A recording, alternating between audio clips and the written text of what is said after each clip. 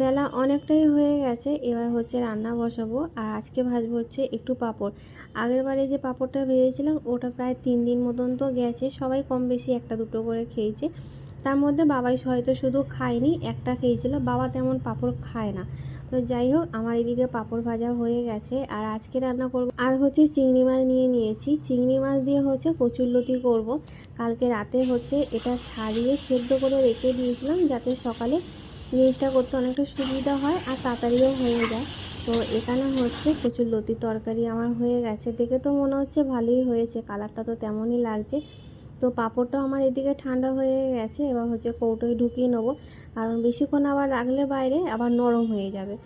এবার হচ্ছে মাছটার মধ্যে নুন হলুদ মাখিয়ে নেবো। তবে আজকে পমফ্রেট মাছটা না খুব বেশি বড় সাইজ না, একটু মিডিয়াম সাইজেরই আছে।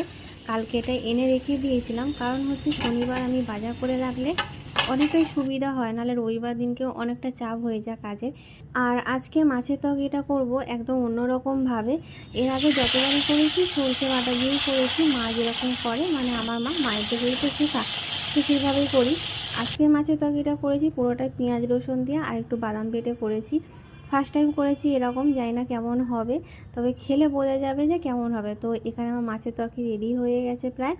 এখন তো মাছটা ঝোলে দিয়ে দিয়েছি, এটা ফুটুক। আর আমি হচ্ছে একটু গাছ থেকে লেবু পাতা ছিঁড়ে নিচ্ছি, একটু লেবু পাতা দেবো। আর লেবু পাতা তো যেন ভালো গন্ধ হয়। আর তো লেবু পাতাটা একটু ধুয়ে নিয়েছি, এটা হচ্ছে তরকারির ওপরে দিয়ে দিলাম, হালকা করে একটু ফুটিয়ে নিয়েছি। আর তরকারি হচ্ছে এটা ফাইনাল লুক। এবার বাকি সবাই খেয়ে বলতে পারবে যে তরকারিটা কেমন হয়েছে।